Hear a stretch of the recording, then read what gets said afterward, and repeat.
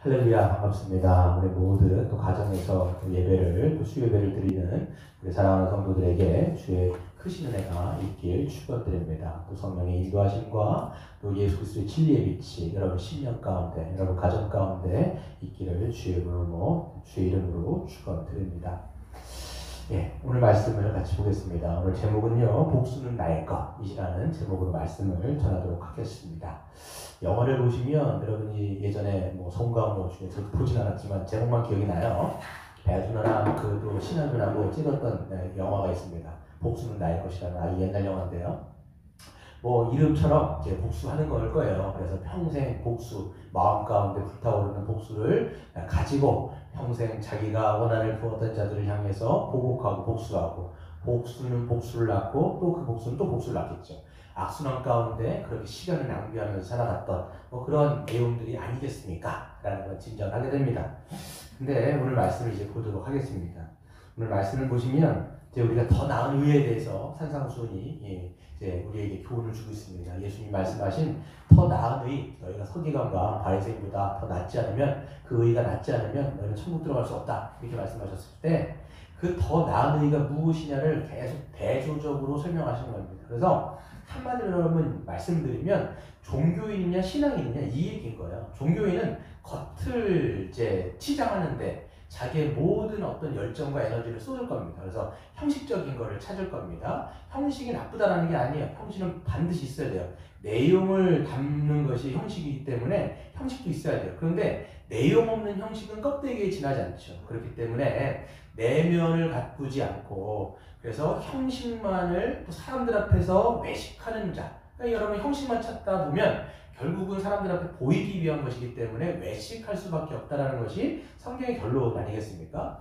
그렇기 때문에 종교인이 될 거냐 아니면 신앙인이 될 거냐, 이 이제 가름길에 있는 거예요. 그렇기 때문에 예수 그리스도의 의가 없으면 모든 것은 다 형식적으로 가는데, 예수 그리스도의 의를 값없이 우리가 선물로 받아서 우리의 신분이 바뀌어지고 우리의 내면이 바뀌어진 사람은 이제는 내면을 힘쓰게 되는 것이고, 정말로 진지하게 신실하게 사람들 앞에서 어떤 종교의 생활을 하는 것이 아니라 하나님 앞에서 정말 믿음으로 신앙 생활을 하게 되는 것입니다. 그래서 오늘 말씀을 이제 보는 것이죠. 우리가 6계명, 7계명, 그 다음에 이제 9계명까지 했습니다. 그래서 우리가 6계명, 살인하지 말라, 이것을 갖다가 실질적인 살인이 아니라 하나님께서는 우리 안에 있는 미워하는 마음을 벗어버리고 오히려 용서하고 사랑함으로써 너희의 내면을 그렇게 하나님 앞에서 가꾸라 라고 말씀하시는 거죠. 7계명도 마찬가지입니다. 간음하지 말아라. 실질적인 어떤 육체적인 관계를 이야기할 뿐만 아니라 마음속에 있는 음란부터 너희들이 제거하고, 오히려 음란한 마음이 아니라 정결하고 거룩하고 순전한 마음으로 하나님을 사랑하고 또 너의 이웃을, 또 너의 남편과 아내를 그렇게 사랑하는 것이 참된 7계명을 지키는 길이다라고 말씀하시는 거죠. 9계명은 마찬가지입니다. 그냥 말을 할 때 거짓 없는 마음을 통해서 기면 기고 아니면 아니요 라고 얘기하면서 말을 통해서 오히려 하나님 앞에 진실하며, 거짓된 마음이 아니라 진실한 마음으로 다른 사람들과 이야기를 하고 진실된 말로 다른 사람하고 이야기할 때 비로소 진실된 관계를 맺을 수 있다라고 예수님께서 말씀하신 겁니다.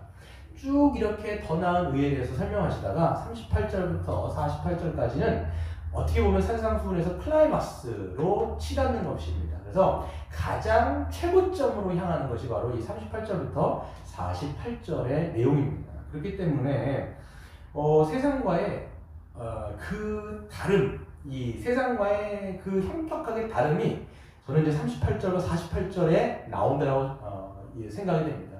존 스토트 목사님도 여기가 가장 세상과 다른 지점이 아닌가라고 말씀하실 뿐만 아니라, 그렇기 때문에 우리가 정말 성령을 구하며 또 우리가 성령을 따라서 하나님 앞에 은혜를 구하지 않으면 우리는 정말 이런 삶을 살아갈 수 없다라고까지 말할 정도의 그런 최고점의 어떤 윤리를 이야기하고 있습니다. 그렇기 때문에 기독교 역사 안에서 보면 이 본문들을 보면 이거 과연 우리가 실천할 수 있는 말이냐, 논쟁도 많았고 논란도 많았습니다. 그렇기 때문에 어떤 신학자들은 이거를 문자적으로 해석할 수 없다, 이거는 이런 삶을 누가 사냐, 이렇게 해가지고 어떤 분들은 그냥 이거는 천국의 완전한 천국의 삶이다 라고 말씀하시는 분도 있고요. 또 누구죠? 그 슈바이처 박사 같은 경우는요. 슈바이처는 임시윤리 혹은 비상윤리라고 말씀해가지고 예수님께서 재림하시는 그 지점이 얼마 남지 않았을 때, 아주 임박했을 때, 그때 교회들이 예수님 그 오시기 직전에 바로 임박했을 때 지킬 수 있는 그런 임시윤리 혹은 비상윤리라는 말로 이것들을 이야기했던 부분들입니다. 그렇게 보면 다 교회 안에서 어떤 흐름들이 있냐면 이거를 이 땅 가운데서는 불가능한 삶으로 계속적으로 이야기하는 흐름들이 있었다라고 지금 얘기를 드릴 수 있습니다. 하지만 우리가 성경을 그렇게 우리의 마음대로 재단할 수가 없죠. 이렇게 주신 말씀은 이 성령 안에 있는 자, 또 그리스도 안에 있는 자가 정말 우리가 지향하여서 어떤 기준으로, 어떤 삶의 태도로 살아가야 될지 분명하게, 우리가 이상적이라고 말씀을 드릴 수도 있지만, 우리가 가야 하는, 우리가 바라봐야 하는 이 교회들이 어떻게 이 세상 가운데 빛과 소금으로 살아가야 될지를 여기 안에서 팔복도 마찬가지고, 또 38절부터 48절에도 지금 말씀하고 있다라고 여러분들은 반드시 기억하고 이 본문들을 읽어내야 예수님의 말씀을 우리가 왜곡하지 않고 문자적이라는 말씀은 아니지만 그 말씀을 마음에 담을 수가 분명히 있습니다. 그래서 오늘 말씀을 보시면 또 예수님께서 그 당시 바리새인들이 이야기했던 가르침들을 인용을 하십니다. 이 가르침은 그 당시 서기관들이 가르쳤던 내용이기도 하고 이거는 모세 율법이기도 합니다. 38절에 또 눈은 눈으로 이는 이로 갚으라 하였다는 것을 너희가 들었으나, 그렇죠? 여러분이 잘 알고 있는 동해 보호법입니다. 눈은 눈으로, 이는 이로. 그래서 한 만큼 되돌려 주는 겁니다. 그래서 이 당시 이스라엘의 율법이었는데요. 이스라엘의 다양한 판례법 중에 잘 알려진 동해보호법. 그래서 피해를 당한 것과 정확하게 똑같은 정도로 벌을 하는 규정이 바로 동해보호법입니다. 이 법의 목적은 뭐냐면 가해자가 받아야 하는 벌만큼을 규정하고 또 피해자가 받아야 하는 만큼의 배상만 받도록 제한하기 위한 그 법이 동해보호법이었습니다. 이거는 정의를 세우고 그 다음에 다른 복수라든지 보복을 하지 못하도록 제한하는 그런 두 가지 기능을 하게 되는 것이죠. 그러니까 이 가해자가 했던 만큼의 그런 벌을 받지 못했어요. 그럼 어떻게 됩니까? 그 사람은 억울하겠죠. 그러면 자기가 개인적으로 보복을 하려고 할 거란 말이에요. 그렇지 않습니까? 그렇기 때문에 이거를 정확하게 이것을 판결을 해가지고 그 사람이 어떤 죄를 딱 졌어요. 그러면 그만큼 그 이에는 이, 눈에는 눈, 그래서 생명은 생명으로 갚게 되어 있고요. 그리고 어떤 것은 또한 배상을 해가지고 그 저지른 만큼의 벌을 반드시 받도록. 그래서 이건 정의를 이루는 것이고, 그 다음에 그 사람이 억울하지 않기 때문에 다시 보복하지 못하도록 그런 것들을 법적으로 제한하는 굉장히 그런 법입니다. 중요한 법인 것이죠. 그렇기 때문에 그런데 이 율법은 그 당시 이스라엘 백성들 가운데는 재판장에서, 즉 법정에서 이루어진 민법에 해당됩니다. 근데 바리새인들은 이 정당한 징벌의 원리를 어디로 끌고 왔었냐면, 그러니까 이거는 재판장에서 이루어지는 법이에요. 근데 이거를 개인적인 관계 안에서 적용하도록 이것을 확장시켜서 하나님의 말씀을 왜곡시킨 거예요. 그러니까 이거는 민법적으로, 법적으로 가능한 건데, 이거는 사사로운 보복을 할 수 있는. 그러니까 하나님의 율법도요, 보시면 개인적인 보복을 금하고 있습니다. 그런데 바리새인들과 서기관은 그냥 개인적인 관계에서도 보복을 할 수 있도록, 그리고 보복을 해도 괜찮도록 이 법을 자기들이 하는 보복을 정당화하는데 이것을 인용했다라고 얘기할 수가 있는 것이죠. 하나님의 말씀을 비틀었던 것입니다. 그런데 예수님은 그들의 이 왜곡된 시선을 바로잡아 주십니다. 그게 39절부터 나오는 내용입니다. 나는 너희에게 이르노니 악한 자를 대적하지 말라. 누구든지 내 오른편 뺨을 치거든 왼편도 돌려대라 라고 말씀하시죠. 주님은 지금 징벌 자체, 인과응보를 금하신 것이 아니라는 거예요. 즉 개인적인 관계에서 보복을 금지하신 것입니다. 즉 보복이라든지 이 심판은 국가나 혹은 하나님의 심판에서 이루어지는 것이기 때문에 개인적 관계에서 보복을 이제 하지 말아라 라고 말씀하시는 내용인 거죠. 그렇잖아요, 여러분. 예수님께서 이 악과 이 죄에 대해서 심판하기 위해서 이 땅 가운데 오셔서 십자가에서 심판하신 거 아닙니까? 요한일서에서도 보시면 예수님이 이 땅에 오신 것은 악을 제거하기 위해서, 악을 멸하기 위해서 오셨는데 이 악을 허용하신다면 이건 말이 되지 않습니다. 하지만 예수님이 지금 산상수훈을 통해서 말씀하시는 건 뭐냐면 악이라든지 죄는 이런 어떤 하나님의 심판의 영역이라는 거예요. 그렇기 때문에 이것은 개인적인 원한 관계를 사고 개인적인 보복을 하나님을 하지 말아라. 예수님은 말씀을 하신 것이죠. 그렇기 때문에 여러분 보시면 죄와 악에 대한 심판은 이 현재와 미래에서 이루어집니다. 그렇잖아요. 여러분 이제 누군가 죄를 졌어요. 누군가 범법을 했단 말이에요. 악을 저질렀단 말이에요. 그러면 현재적으로 그 보복을 가할 수 있는 것은 국가기관입니다. 하나님이 국가를 세우시고 그 다음에 지금으로 말하면 사법체계를 세우신 다음에 하나님께서는 그 사법체계를 통하여 악을 행한 자들을 벌하게 되어 있습니다. 이게 여러분 로마서 13장 내용입니다. 로마서 13장 1절하고 4절을 보시면 어떤 권세든지 하나님께서 세우지 아니하신 권세가 없고 하나님께서 세우신 그 권세를 통하여서 즉 위정자를 통해서 정치인이라든지 사법기관을 통해서 하나님은 죄를 지은 자, 즉 악을 행한 자들에게 하나님께서 그들을 통해서 대행적으로 심판을 가한다라고 말씀하고 있는 거예요. 여러분 보시면 뭐 조두순 같은 사람 있지 않습니까? 그런 사람들 보시면 누가 심판하겠습니까? 그 악을 저지른 것 아닙니까? 그러면 이제 이 사법기관을 통해서 그런 사람들에게 심판을 가하는 거예요. 그래서 로마서 13장 4절에서 보시면 하나님이 그들에게 공공연하게 그러니까 공공을 위해서 칼을 차게 해서 그들로 하여금 그 칼을 휘둘러서 심판을 하도록 하나님께서 행하셨다라고 말씀하고 있습니다. 그래서 심판을 하는 거예요. 하나님의 심판인 것이죠. 죄를 지은 사람에게 그만큼의 벌을 받도록 하는 겁니다. 물론 여러분 현재에 진행되어지는 어떤 그 재판장을 보면 공평하지가 않아요, 사실. 그래서 그만큼 죄를 지었던 사람이 그만큼의 벌을 받아야 되는데 그거를 못하는 거예요. 여러분 조두순도 마찬가지 아닙니까? 그가 했던 악행을 보면 여러분 그만큼의 벌을 받지 않았기 때문에 사람들이 그렇게 공분을 하는 거 아니에요. 그리고 그 피해자 아이가 그래서 그런 것들이 보기 싫으니까 이제 다른 데 떠나는 거 아닙니까? 억울한 거예요.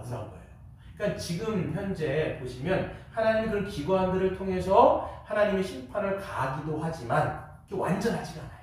완전하지 않다 보니까 억울한 사람이 생겨요. 억울하다 보니까 이제 또 보복을 가하게 되는데 하지만 마지막에 하나님께서는 예수님이 이 땅에 오셨을 때 모든 것을 하나님이 완전한 공의를 완전히 드러내실 거예요. 그때. 그래서 악을 행한 자들에게는 하나님의 심판의 칼이 실질적으로 주어질 것이고 선을 행하여 예수 그리스도 안에 있는 자들에게는 하나님께서 선으로 또한 그들을 이제 하나님의 은혜 가운데 붙드실 것이다 라고 말씀하시면서 하나님의 정의와 하나님의 그 공의를 완전하게 이 땅 가운데 예수 그리스도께서 오셨을 때 행하실 거라고 말씀을 하시는 것입니다.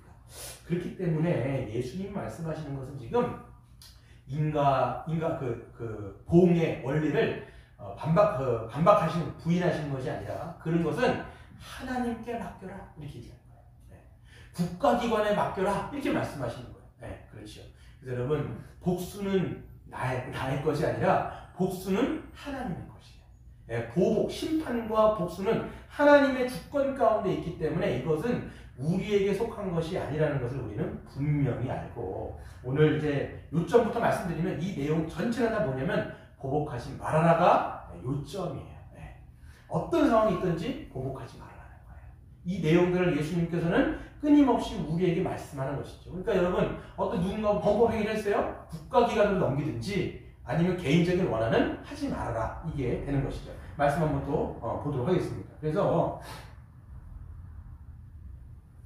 바리새인들은 율법의 말씀을 확대 적용하여 개인적인 복수를 정당화시키려고 했지만 예수님은 말씀하신 것처럼 악한 자를 대적하지 말아라. 누구든지 내 오른뺨을 치거든 왼뺨도 돌려대라 라고 말씀하신 겁니다. 여기서 이제 악한 자가 누굴까요? 여러분 악한 자. 이 악한 자는 evil one이라고 영어 성경에 번역되어 있고요. 그다음 NEV라고 하는 이제 영어 성경 번역이 있는데 거기에는 너희에게 잘못을 범한 자 이렇게 돼 있어요. 너희에게 잘못을. 이 사람이 악한 의도일 수 있어요. 그러니까 제가 생각할 때는 악한 의도로 여러분에게 잘못을, 실수라고 보기에는 그렇고요. 고의적으로 어떤 일들을, 여러분에게 손해를 끼치는 일들을 분명하게 하고 있는 사람이에요. 열받죠, 여러분? 막 악의적으로, 의도적으로 이 사람들이 그냥 와가지고 우리를 피해를 입힌다. 이거를 갖다가 가만히 있을 사람이 누가 있겠냐라는 거예요. 그렇기 때문에 보시면, 근데 주님은 그런 자를 대적하지 말아라 라고 말씀하십니다. 그래서 여기도 마찬가지입니다. 주님은 지금 악을 허용하고 그냥 야 당하고 있어 이렇게 말씀하시는 게 아니에요. 지금 악을 당하고 있으라고 얘기하는 것이 아니라 개인적인 보복을 하지 말아라 라고 말씀을 하십니다. 오히려 오른편을 치거든 왼뺨도 돌려내라 라고 말씀하시는 것이죠. 여기서 보시면 오른뺨을 쳐요. 오른뺨을 칩니다. 오른뺨을 치려면 이제 유대인들이요 오른뺨을 친다라고 얘기했을 때 왼손을 쓰지 않거든요. 왼손 쓸 수도 있지만 오른뺨을 친다라고 얘기하는 것은 오른쪽 손을 가지고 이렇게 치는 게 아니라 이렇게 치는 거예요. 이렇게. 이게 굉장히 모욕적인 거예요. 이렇게 치는 것도 아니고 이렇게 때리는 거기 때문에 아주 모욕적인 그런 태도, 아주 멸시적인 그런 태도. 그래서 맞았을 때 굉장히 수치심이 일어날 만큼의 그런 행동을 지금 누가 하고 있느냐면 그런 여러분이 잘못하는 사람들이 이렇게 하고 있는 것입니다. 그랬을 때 여러분 어떻게 하겠습니까? 누군가가 와갖고 제가 막 지나가고 있는데 누군가 와가지고 제 오른뺨을 빽 하고 찌면 제가 가만히 있겠습니까? 예. 어떻게 할까요? 저보다 힘이 세면 경찰서에다 신고를 하겠죠. 이거 사법기관을 넘겨야 되죠. 저 손해를 봤으니까요. 아니면 제가 좀 싸울만 하면 저도 어떻게 할 것 같은데 이게 우리의 본성인데 개인적인 보복을 하는 게 아니라 뭐 사법기관에 넘기겠죠. 그게 아니라 이건 지금 우리가 보게 되어지면 이런 것들을 우리가 당했을 때 우리의 본성은요 맞받아치고 싶은 마음이 아주 굴뚝 같습니다. 그렇잖아요. 여러분 우리가 오른뺨을 맞으면 당연히 왼뺨을 들이대는 것이 아니라 우리도 똑같이 같이 싸대기를 날려버리는 그런 마음이 굴뚝 같다라는 것이죠. 실질적으로 제가 이제 한번 제가 경험한 건 아닌데 제 이제 동기 목사가 얘기해 준 적이 있어요. 그래서 그 동기 목사님의 아마 신앙의 형님이었던 것 같아요. 그래서 교회 형이었겠죠. 교회 형이 이제 군대를 갔는데 이 형은 어떻게 보면 아주 정말 다른 사람들이 봤을 때 바보처럼 순진한 그런 아주 순수한 그 영혼을 지닌 사람이라고 얘기를 하더라고요. 그러니까. 근데 군대를 갔는데 어떻게 되면 너무 사람이 고지고대로 살아가니까 선임이 보니까 짜증이 나는 거예요. 얘만 보면 오히려 그러니까 얘가 군생활을 못하는 게 아니라 너무 FM대로 하고 너무나 순진해 보이니까 오히려 고참들이 이제 그 후임을 어떻게 보면 막 갈구기도 하고 막 이제 못 살게 구는 거죠. 그래서 한 번은 아무런 잘못도 안 했는데 막 그냥 갈구다가 정말 이제 뺨을 때려버린 거예요. 근데 이 교회 형님이 어떻게 했냐면 이 하나님 예수님의 말씀이 생각나고 실질적으로 왼뺨을 이렇게 됐대요. 그랬더니 이 선임이 그때 어떻게 생각했냐면 그때부터 얘가 이제 좀 정신이 이상하다라고 생각을 했던지 아니면 건드리면 안 되는 애라고 생각했던지 그때서부터 얘를 이제 안 건드리기 시작했다라는 그런 얘기를 해주더라고요. 이게 무서운 거예요. 오히려 오른뺨을 때렸을 때 화를 내거나 복수를 하거나 막 이제 그런 마음이 대부분 사람들의 본능적인 생각인데 오히려 그거가 정면으로 반대되어지는 왼뺨을 실질적으로 돌려드는 그런 모습을 봤을 때 건드리지 못하는 거죠. 저는 이런 말씀을 어떻게 우리 일상 가운데서 적용할 수 있을까라는 생각을 고민하게 되더라고요. 실질적으로 여러분 우리가 살아갈 때 함부로 와가지고 우리의 뺨을 비싸게 막 때리는 사람 없어요, 여러분. 그렇지 않습니까? 비정상적, 물론 요즘에 묻지마 살인 사건 해가지고 막 아무데나 와서 칼을 쑤셔대는데 그런 세상이긴 하지만 일상적인 삶은 아니란 말이에요. 그러면 저도 고민했어요. 야, 이 말씀을 어떻게 우리의 삶 가운데, 일상 가운데 적용할 수 있을까를 한번 고민을 좀 하게 되더라고요. 너무 이게 고차원적인 물리기도 하지만 우리에게 잘 일어나지 않는 일들이기도 하기 때문에 이건 우리에게 어떤 적용을 점을 우리에게 시사할까라는 생각을 저는 설교를 이제 쓰면서 좀 생각을 했습니다. 그래서 보시면 누군가 이제 아까도 말씀드린 것처럼 이 오른쪽 손으로 이렇게 한다고 하는 것은 수치를 주는 거예요. 모욕하는 거예요. 모욕적인 멸시하는 그런 말들을 맺거나 할 수 있단 말이에요. 그러니까 실질적으로 뺨을 때리진 않지만 이 말로 비싸대기를 때리는 적이 우리는 너무나 사실 많은 거죠. 여러분 그런 모욕적인 은사를 들었을 때 정말 우리가 여러분 어떤 마음이 들까요? 여러분이 누군가가 여러분의 뺨을 후려 갈기는 것처럼 그런 모욕적인 은사를 여러분을 무시하거나 여러분을 이제 향해서 어떤 비수를 꽂는 말들, 상처를 주는 말들을 막 한다라고 여러분 생각해 보세요. 뺨을 때리는 거와 똑같잖아요. 뺨을 때리는 것과 똑같이 그런 말을 계속 한다라고 얘기했을 때 우리의 본성은 실질적으로 우리도 눈에는 눈, 이에는 이로 우리는 이제 대꾸하고 싶은 거예요. 나에게 그런 말을 했어? 알았어. 우리는 기회를 엿봅니다. 실질적으로 우리의 대화를 보면요. 저도 그런 것 같아요. 이게 누군가 확 들어왔을 때 알았어. 기회를 엿보고 그 사람의 약점을 찾고 그 다음에 어떻게 해서든지 그 사람의 마음을 후벼팔 수 있는 그런 안달의 기술을 우리가 걸려고 하는 그런 이제 우리의 대화의 기술을 보게 되는 것입니다. 근데 여러분 보시면 그럴 때 그런 마음, 눈에는 눈, 이에는 이. 그래서 말로 보복을 우리는 해주려고 하는 그런 본성을 우리는 갖고 있어요. 그런 야수성을 갖고 있단 말이에요. 우리 안에 움츠러들어 있는 그런 한 마리의 짐승이 있습니다. 그렇기 때문에 이 사람이 상대적으로 우리보다 약하거나 나와 똑같은 사람이라면 그렇게 해줘요. 그렇잖아요. 실질적으로 말로 확 공격을 해버린단 말이에요. 더 세게. 그렇죠? 더 세게 하거나 그래서 눌러버리는 게 우리 어떤 모습인데 만약에 그 사람이 나보다 산 거 아니에요? 아니면 나보다 좀 힘이 더 세요. 그리고 내가 그렇게 함부로 말할 수 없는 상황이에요? 그럼 우리는 어떻게 합니까? 은근히 우리는 이제 보복하려는 마음을 딱 갖고 있는 거죠. 근데 보복을 못하는 거예요? 그럼 어떻게 합니까? 그 사람에게 면전하다고 얘기를 하지 못하기 때문에 다른 사람에게 가가지고 그 사람의 이제 흉을 보는 거예요. 막 그러니까 이제 계속 그 사람에 대한 명예를 깎거나 흉을 보거나 막 그런단 말이에요. 그러니까 여러분 우리가 이제 예수님께서 말씀하실 때 오른뺨을 때리거든 왼뺨도 대라고 얘기하는 것은 뭐냐면 보복하지 말라. 제가 생각할 때는 보복하지 말라. 이런 마음이 잠깐 들면요. 그렇게 했을 때 여러분 이제 동일한 말로 보복하지 않고 침묵을 하는 게 저는 좋다고 생각합니다. 저는 이제 왼뺨도 대라 이렇게 얘기하는 게 한 대 맞았어요. 그러면 그걸 맞고 나서 보복하려는 마음이 아니라 침묵을 하는 게 좋습니다. 침묵을 하고 돌려주는 것이 아니라 그거를 흡수해버리는 거예요. 저는 그게 이제 내면에 어떻게 보면 강함이라고 생각을 합니다. 근데 누군가가 자꾸만 습관적으로 그러니까 이게 대화하는 기술이 우리는 사실 많이 부족합니다. 그래서 이제 대화를 잘 못하면요.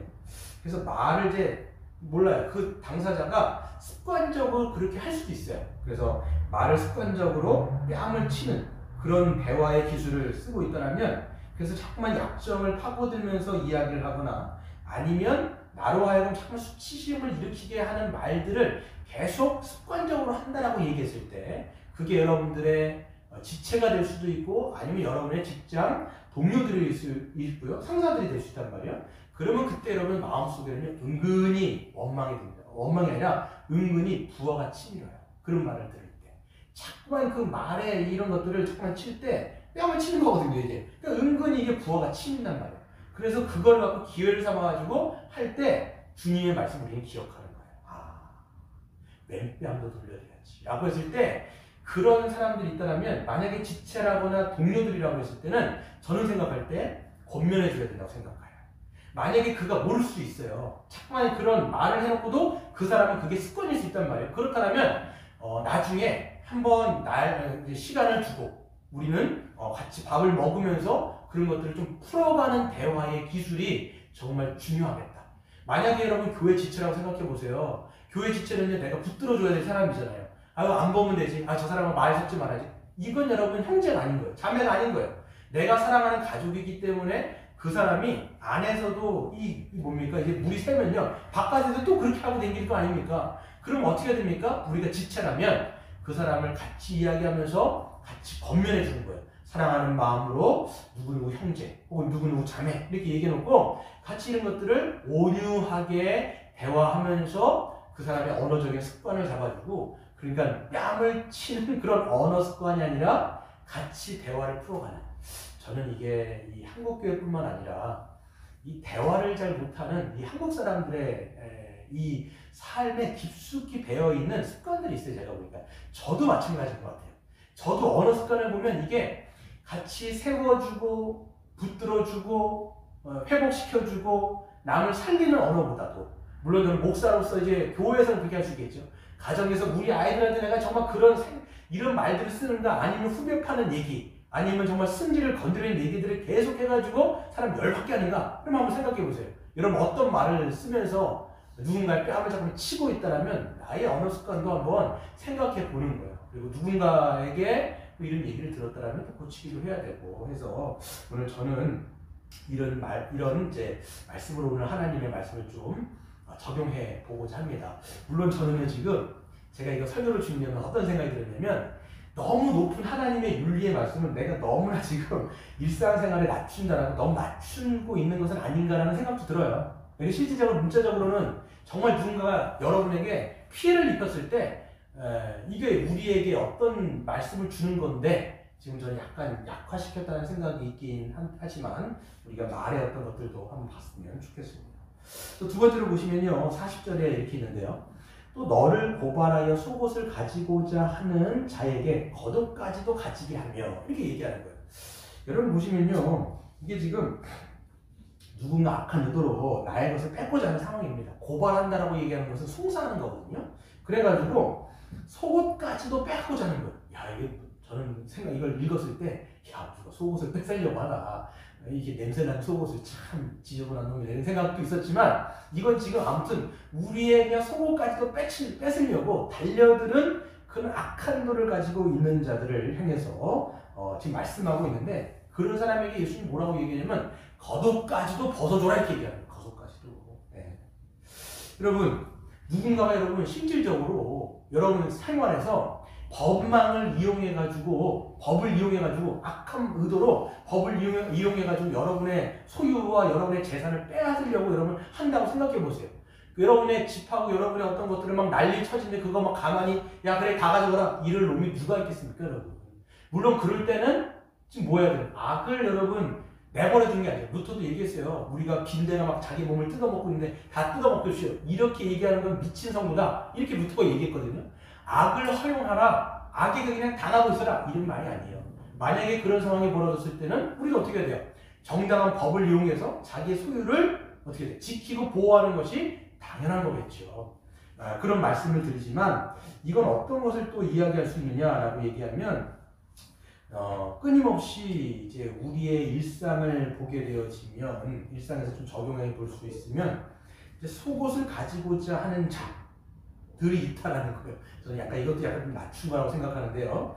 그래서 여러분의 것들을 끊임없이 자꾸만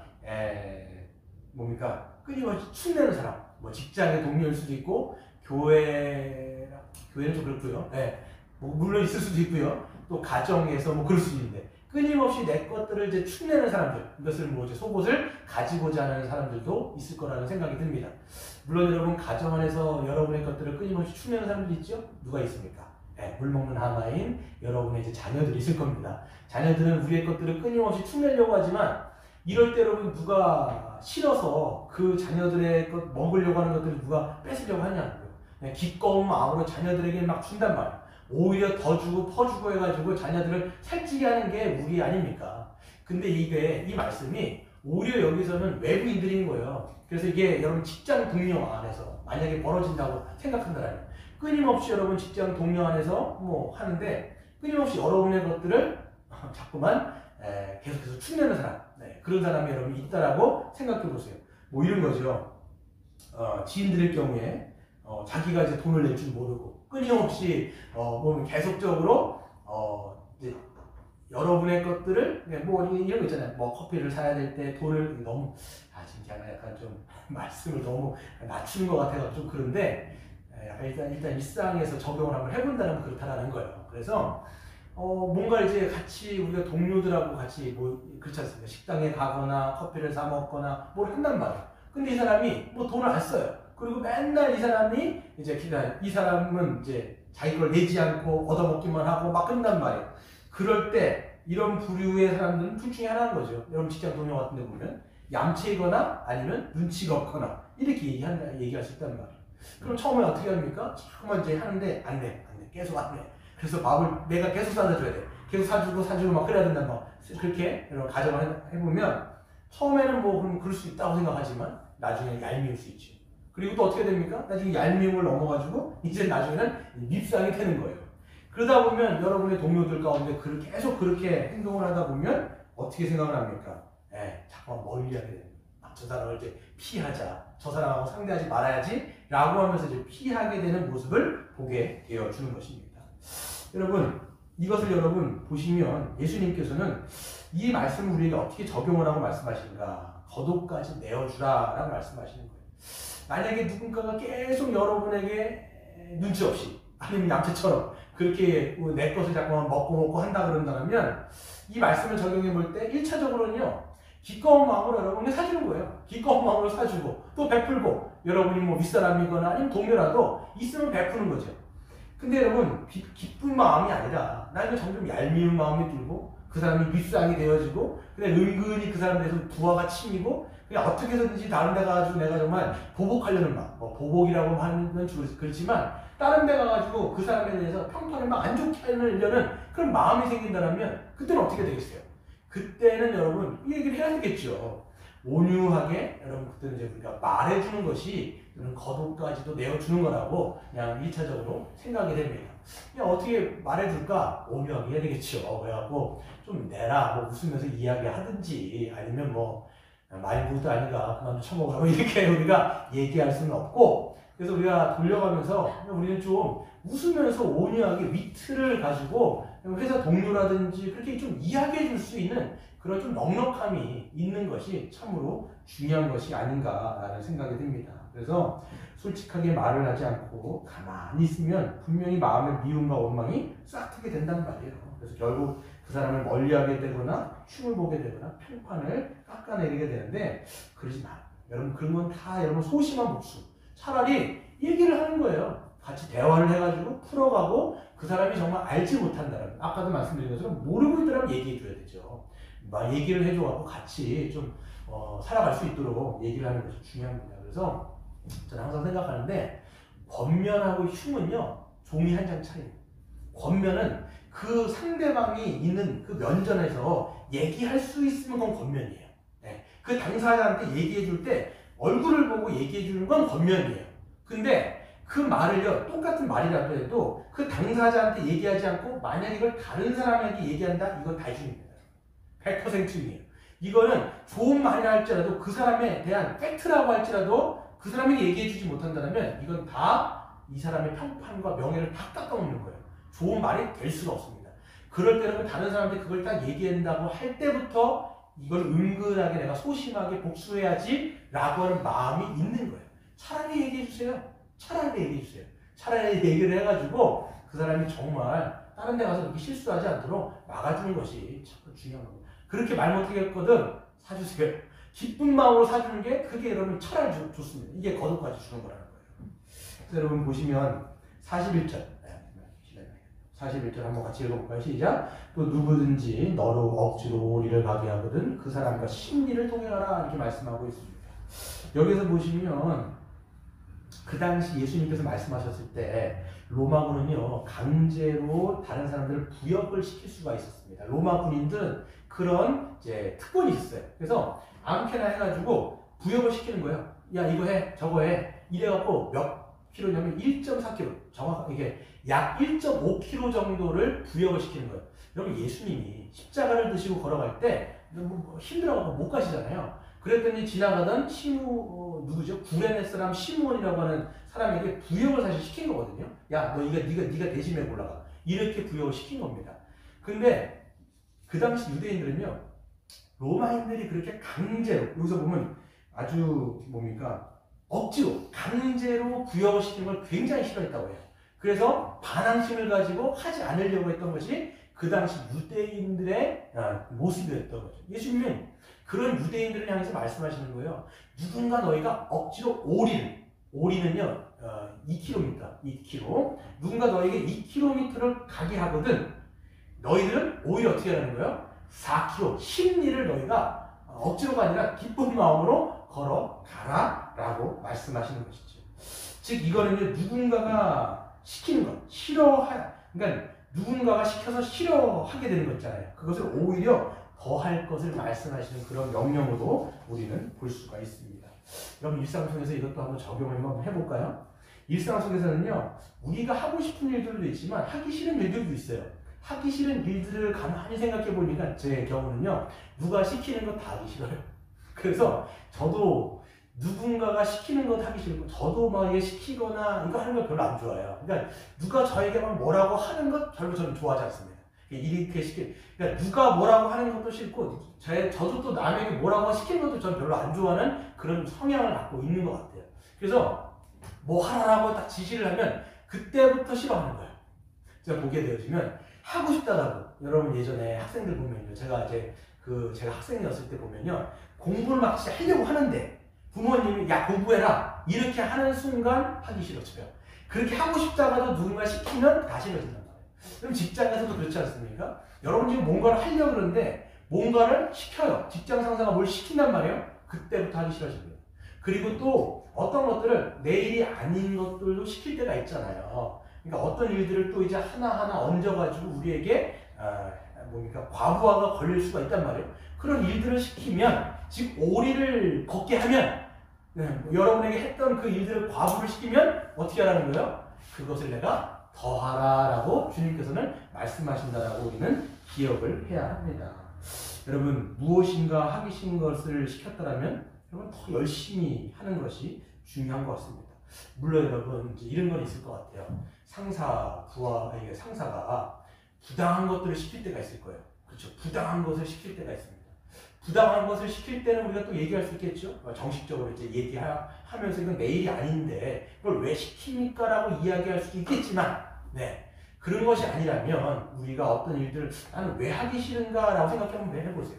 내가 왜 이런 일들을 하기 싫은가 생각해 보면 내 일이 아니라고 생각할 수도 있고, 내가 하기 싫은 일일 수도 있고, 그 안에는 어떤 미묘한 우리 안에 있는 깨지지 않은 자아들이 있기 때문에 그런 일들이 오히려 이제 내 안에 부활을 치밀게 만들고 오히려 하기 싫게 만드는 것인데, 도전적인 어떤 그 과제의 말씀을 좀 드리면, 여러분 누군가 오늘 한번 이제 자기 전에 한번 적용을 한번 해보고 잤으면 좋을 것 같은데요. 남편이라든지 아내라든지 여러분 또 누군가 여러분 어떤 일들을 하라고 시켰을 때 오히려 마음 가운데 하기 싫지만 오늘 주님의 말씀을 좀 기억하면서 하기 싫은 거지만 오히려 내가 더 열심히 해주는 거.